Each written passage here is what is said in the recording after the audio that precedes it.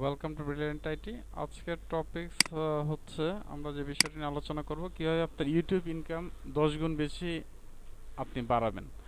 আমি আমার একটা স্ট্যাটিক্স দেখাচ্ছি, তাহলে আপনারা বুঝতে পারবেন। দেখেন, আমার অ্যাভারেজ ইনকাম একসময় ছিল $150 to $200, কিন্তু আমি কিছু ট্রিক্স ইউজ করার পর কিন্তু এখন আমার মান্থলি যে ইনকামটা সেটা কিন্তু বৃদ্ধি পেয়েছে এবং আমার ভিউ বৃদ্ধি পেয়েছে।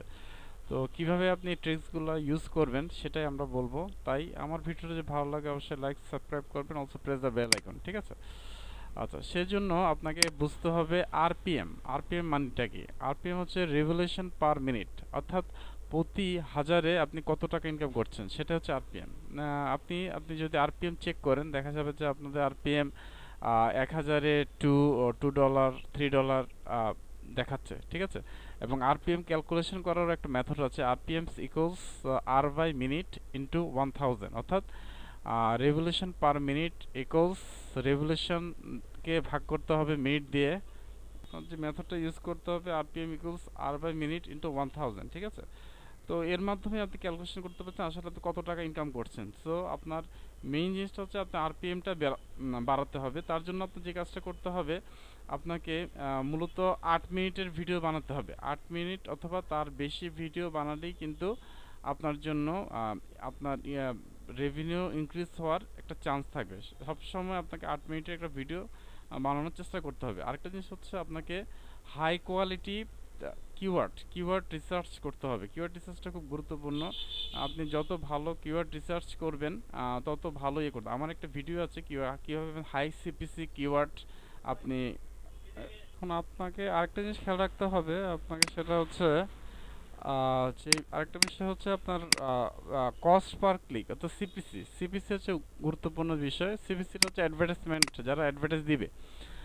আগে আমার সিপিসি রেট ছিল আপনার হচ্ছে 0.02 প্রতি পার ক্লিকে, ঠিক আছে?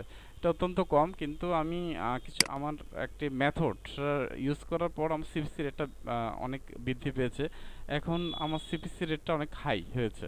তো কিভাবে আপনার সিপিসি রেটটা এবং আপনার আরপিএমটা বাড়াবেন সেটাই আমি এখন দেখাবো, ঠিক আছে? তো এটাকে বলা হয় মিড রোল অ্যাড। আপনাকে মিড রোল অ্যাড আপনাকে ক্রিয়েট করতে হবে। মিড রোল অ্যাডের ভিডিও ডিউরেশন অবশ্যই 8 মিনিট, অর্থাৎ 8 মিনিট হতে হবে, মিনিমাম 8 মিনিট হতে হবে। তাহলেই আপনি মিড রোল অ্যাড আপনি ক্রিয়েট করবে, ঠিক আছে? তো অনেকেই দেখা যাচ্ছে 1 মিনিট 2 মিনিটের ভিডিও ক্রিয়েট করে, তাদের জন্য মিড রোল অ্যাড তাদের জন্য নয়। যারা 8 মিনিটের বেশি ভিডিও করে তাদের জন্য মিড রোল অ্যাডটা ক্রিয়েট করে। কীভাবে আপনি মিড রোল অ্যাডটা রান করতে পারেন আমি এখন সেটা দেখাচ্ছি।